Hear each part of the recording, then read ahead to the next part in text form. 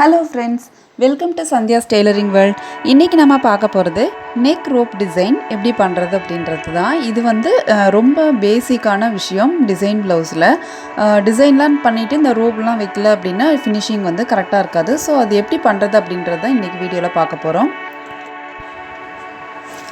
இப்போ பாருங்கள், இந்த மாதிரி கிளாத் எடுத்துக்கணும். லென்த்தை வந்து கிளாத் எவ்வளோ லென்த் வேணுமோ அந்த அளவுக்கு கிளாத் லென்த்தாக எடுத்துக்கணும். 1 இன்ச்சு வந்து இதோட விட்த்து விட்டுறணும். இப்போ வந்து இதை வந்து இந்த கார்னரில் ஃப்ரண்ட்லேயும் பேக்கில் லாஸ்ட்லேயும் ஃபஸ்ட்லேயும் இருக்கிற அந்த மெயின் இந்த கார்னரை வந்து லைட்டாக வந்து மடிச்சுக்கணும். மடித்து அந்த பிசுறு இல்லாமல் அதை வந்து க்ளோஸ் பண்ணிடணும். அதுக்கப்புறமா தான் வந்து நம்ம லென்த்தாக அப்படியே ஸ்டிச் பண்ணணும். இப்போது நம்ம லென்த்தாக வந்து ஸ்டிச் பண்ணிடலாம்.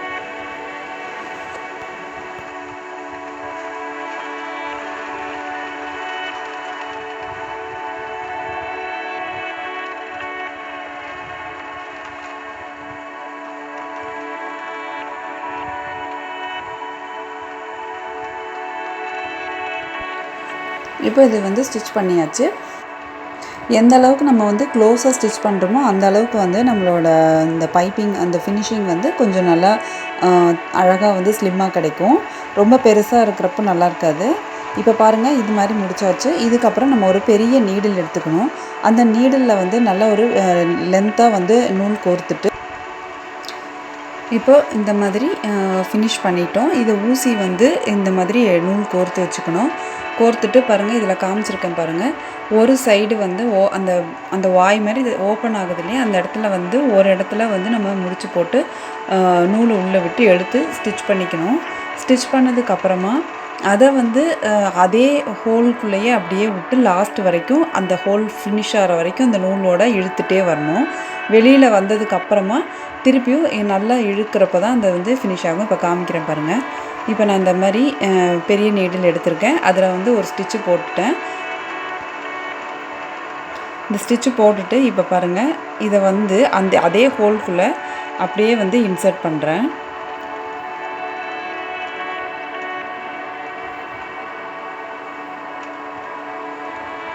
இப்போ அதே ஹோல்குள்ளே நம்ம வந்து இன்சர்ட் பண்ணுறப்போ இப்படியே நகர்த்தி நம்ம அந்த லாஸ்ட் வரைக்கும் வந்து கொண்டு வந்துடணும்.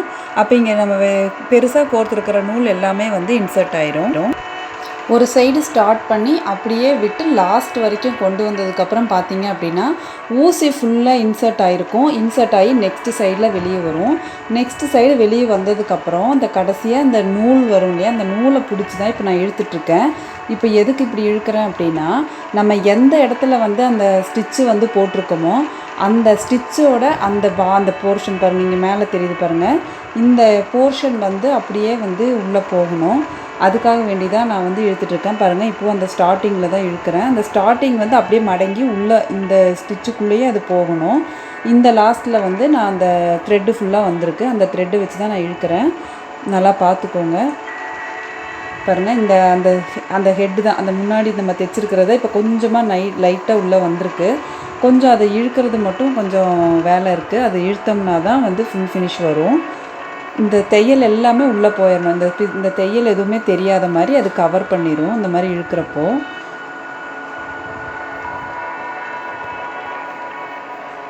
பாருங்கள் எப்படி சுருக்கியாச்சுன்னு. இப்படி சுருக்கிறப்ப என்ன ஆகும்னா, நம்ம அந்த ப்ரெஷர் கொடுக்குறோம் அந்த தைச்ச இடத்துல, அந்த தைச்ச இடம் வந்து அப்படியே மெல்லமாக அப்படியே வந்து நகர்ந்து உள்ளே வரும்.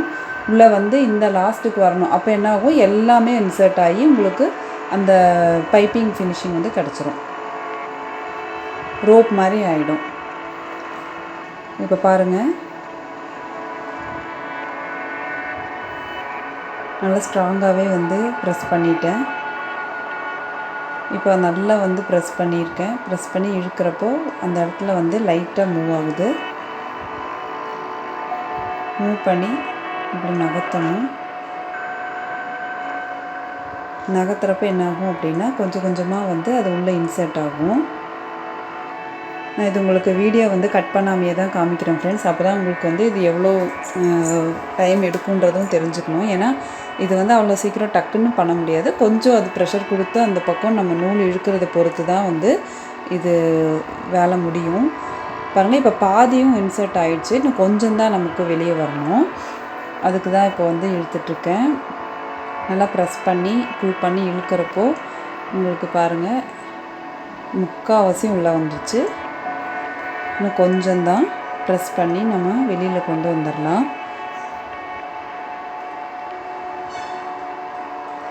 ஏன்னா இது நான் அப்படியே கட் பண்ணி போட்டேன்னா நான் என்ன பண்ணுறேன் அப்படின்றதே உங்களுக்கு அதில் புரியாது. அதனால தான் பாருங்கள், நான் சொன்னேன் பார்த்தீங்களா, ஒரு லாஸ்ட்லேருந்து இன்னொரு லாஸ்ட்டுக்கு அப்படியே வந்து அந்த போர்ஷன் வந்து உள்ளேருந்து இப்போ வெளியே வந்திருக்கு.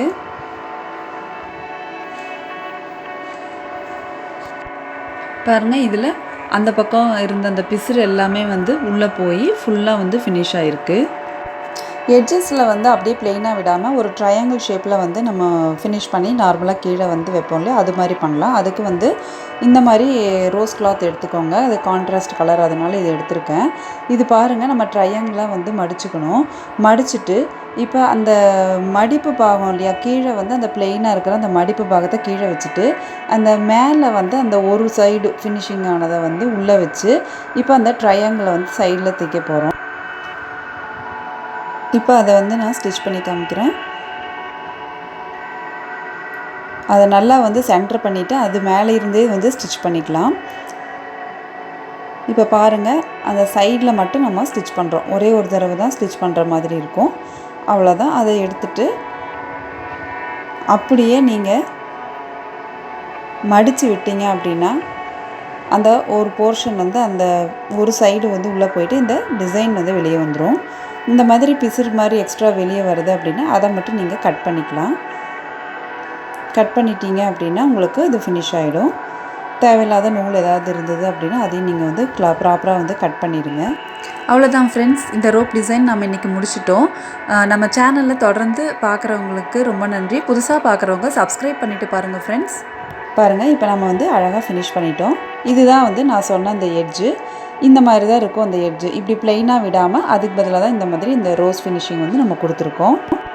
இந்த வீடியோ உங்களுக்கு ரொம்ப பிடிச்சிருந்ததுன்னா லைக் பண்ணுங்கள், கமெண்ட் பண்ணுங்கள், ஷேர் பண்ணுங்கள், சப்ஸ்கிரைப் பண்ணுங்கள். தேங்க்யூ. தேங்க்ஸ் ஃபார் வாட்சிங்.